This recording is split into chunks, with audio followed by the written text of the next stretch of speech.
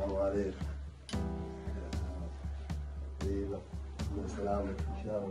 كيف حالك؟ طيب إيش أخبارك يا عبد الله؟ طيب إيش أخبارك؟ مبسوطة؟ الله يعطيك العافية. أول شيء الحمد لله على سلامتك. وفي الحقيقة إنك سلامك هذه تسوى الدنيا وما فيها عندي أنا بالنسبة لي كأبو عيالك. وبالنسبة ما دام في ناس يصورون مقاطع فيديو ف أنتهز هالفرصة وأقول ردا على أشخاص نشروا مقاطع عن الأم وأنهم 44 وأنها أم النكد وأنهم الطلعات وأنهم التماشي وأم المصايب. أنا أقول لا والله، أنت أم عيالي وأنت أنت أم الصبر اللي صبرت علينا 36 سنة تقريبا.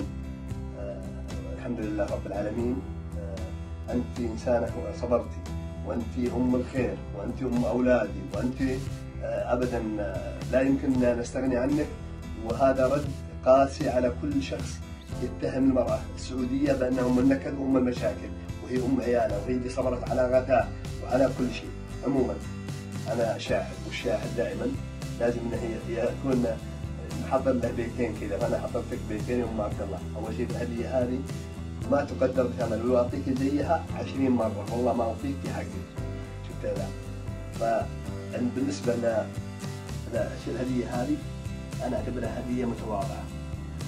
وفي القصيدة قلت لا والله سلامتك يا عزوتي يا رأس مالي، سلامتك من الضيم يا الأسمرية، لا والله أنت أم الصبر وأم الخير يا غناتي، يا منبع الإحسان يا نجودية، مثلك يوضع تاج على الراس يا حياتي، ومثلك يستاهل الطيب والمقدرية، لو الضيم يشرع عنك والله لأشريه من حر مالي، واشيل الوجع عنك له مثل كبر المملكة والفيصلية. وسلامتك.